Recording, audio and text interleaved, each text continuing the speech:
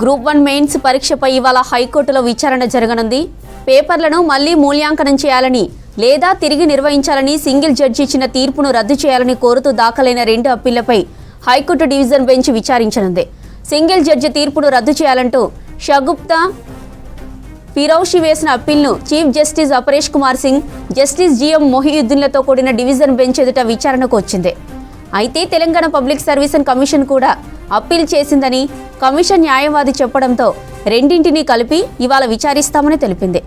Mains పరీక్షల్లో అవకతవకలు జరిగాయని చెప్పి మొత్తం గ్రూప్ 1 అభ్యర్థుల ఎంపికను రద్దు చేయడం చెల్లదని అర్హత సాధించిన అభ్యర్థులు సర్వీస్ కమిషన్ అప్పీల్లో తెలిపాయి.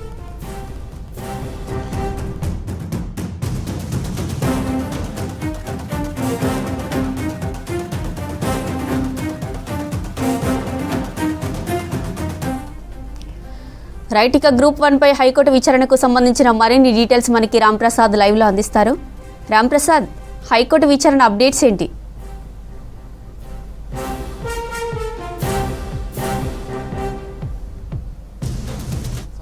అయితే ఈ సంవత్సరం మార్చి 30వ తేదీన విడుదలైనటువంటి గ్రూప్ 1 ఫలితాల్లో ఇటు ముఖ్యంగా పరీక్ష విధానంలో అవకతవకలు జరిగాయి. ప్రధానంగా ఇటు గ్రూప్ 1 పరీక్ష మూల్యాంకనంలో అయితే ఇటు అవకతవకలు జరిగాయంటూ గ్రూప్ 1 పిటిషనర్స్ చేసినటువంటి పిటిషన్పై అయితే హైకోర్టు సింగిల్ బెంచ్ ఈ నెల 9వ తేదీన అయితే తీర్పును వెలువరించడం జరిగింది. దానికి సంబంధించి తిరిగి మూల్యాంకనం చేయాలి మాన్యువల్గా, లేదంటే 8 నెలల వ్యవధిలో అయితే మరొకసారి గ్రూప్ 1 పరీక్షను నిర్వహించాలంటూ కూడా ఇచ్చినటువంటి ఒక జడ్జిమెంట్ ఏదైతే ఉందో ఆ జడ్జిమెంట్ను సింగిల్ బెంచ్ ఇచ్చినటువంటి జడ్జిమెంట్ను సవాల్ చేస్తూ ఇటు టీజీపీఎస్సీతో పాటు అదేవిధంగా ఇప్పటికే గ్రూప్ 1లో అర్హత సాధించినటువంటి అభ్యర్థులు ఇటు పిటిషన్ వేయడం జరిగింది. పిటిషన్ల రెండింటినీ కూడా ఈరోజు హైకోర్టు ఏదైతే ధర్మాసనం విచారణ చేపట్టబోతా ఉంది. ప్రధానంగా ఇటు టీజీపీఎస్సీకి సంబంధించి మనం గతంలో చూస్తే సింగిల్ బెంచ్కు కావాల్సిన విధంగా అయితే ఇటు సమాచారం ఇచ్చినప్పటికీ కూడా ఇటు సింగిల్ బెంచ్ను ఇచ్చినటువంటి తీర్పులో ఇటు రద్దు చేయాలనేటువంటి ఒక అంశాన్ని అయితే ఇటు టీజీపీఎస్సీ తోసిపుస్తూ దాని యొక్క తీర్పును సవాల్ చేస్తూ అయితే ఇటు డివిజన్ బెంచ్ను ఆశ్రయించడం జరిగింది.